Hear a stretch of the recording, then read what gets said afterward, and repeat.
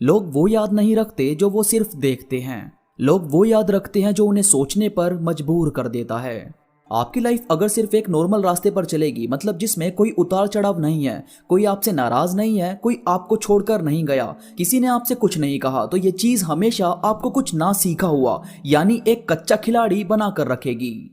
भगवान गौतम बुद्ध भी जब तक घर में थे तब तक उन्हें सब कुछ नॉर्मल लगता था कि जैसे असल जिंदगी बस यही है, इसके बाहर कुछ भी नहीं। मगर जब वो बाहर निकले तब उन्होंने देखा कि वाकई जिंदगी तो बहुत ही ज्यादा हार्ड होती है, और जो मैं जी रहा हूँ वो तो सुख है। और सुख तो कभी भी आपको निखार नहीं सकता, बना नहीं सकता।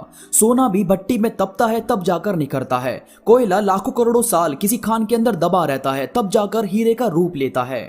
इसी तरह गौतम बुद्ध ने भी जब बाहर की दुनिया को देखा तब पाया कि दुख ही एक ऐसी राह है जो अगर आपकी जिंदगी में नहीं आया तो आपको आपकी रियल पावर पता चल ही नहीं पाएगी।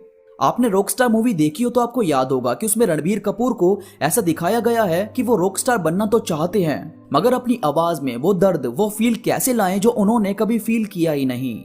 उसमें एक डायलॉग भी है कि ना तो मुझे कभी प्यार हुआ, ना मेरे माँ बाप ने कभी मुझे कुछ कहा, और मेरे तो माँ बाप भी अभी तक जिंदा है, मैं कैसे दर्द को फील करूं।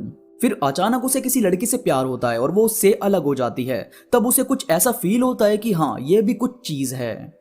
या चलो ये तो मूवी की बात है, आप खुद सोचो कि क्या आप कभी किसी के लिए रोए हैं, मतलब कोई जिसके साथ आपने बहुत सपने सजाए हो और वो आपसे दूर हो, और फिर जो पेन हमें मिलता है उससे लड़कर हम जब आगे निकलते हैं तो ये जो किरदार हमारा होता है ये पहले वाला नहीं होता।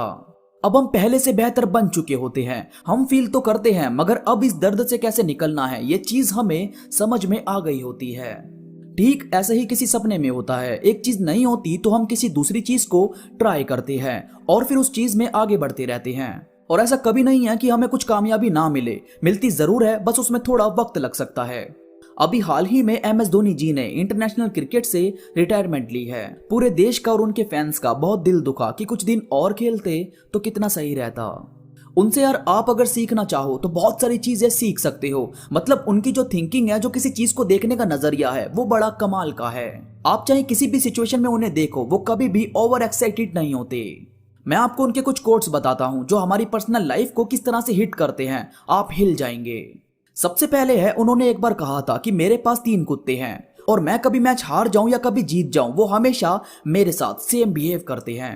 अब यार ऐसा कौन सोचता है?